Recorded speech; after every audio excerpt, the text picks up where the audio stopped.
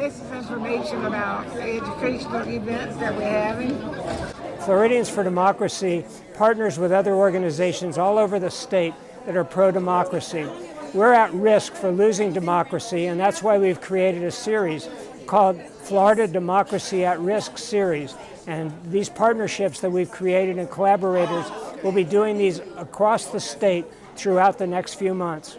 The goal of it is education and energy and engaging people in awareness that democracy really is at risk. It's not hyperbole, not just in the state of Florida, but for our entire nation. So we're glad to have you join us today and demonstrate that there are a lot of kindred spirits out there with the same set of concerns and the same commitment to make sure we preserve what's best about this country and about the society we live in. As old as I am, I never thought I'd see the day when we had to have these conversations, but we have to have them now. So what is the connection between educators, advocates for public school, and the whole notion of democracy? Public schools, good high-quality public schools where children have the freedom to learn about all sorts of things are really the basis of our democracy.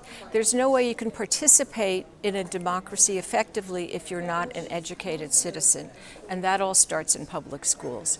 And we know that our public schools are under attack from many sides and for many reasons.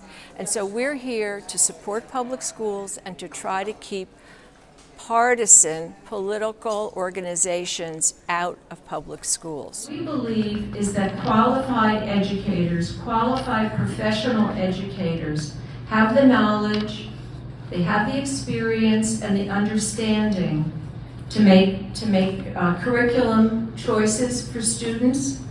But we don't, and book choices for students. We want to know what parents think. We want parents to be partners. But we think that educators are the ones who are best suited to make final decisions.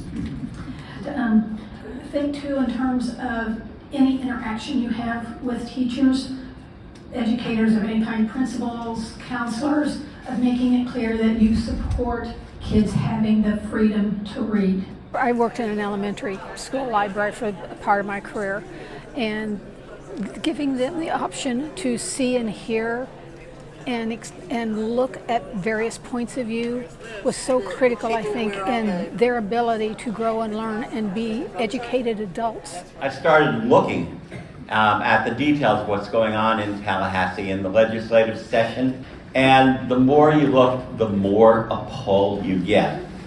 Florida is in many ways the canary in the coal mine for assaults on freedom. Attacks on marginalized populations and people telling people what to do, how to live.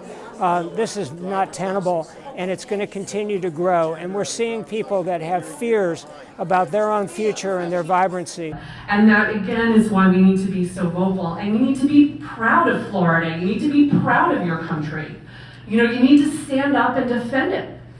Literally, our name is Defense of Democracy. This is us. We are putting up a wall for democracy. We are protecting it. And Florida is no different. Thank you all for participating. All of us who care about this know that others do, and that's empowering as well. It's clearly an important day, but it's just the beginning of this year. But we've already been doing events last year, but we'll be doing a lot more every month, all the way up through the November election. We want to make this the country that was founded for everyone.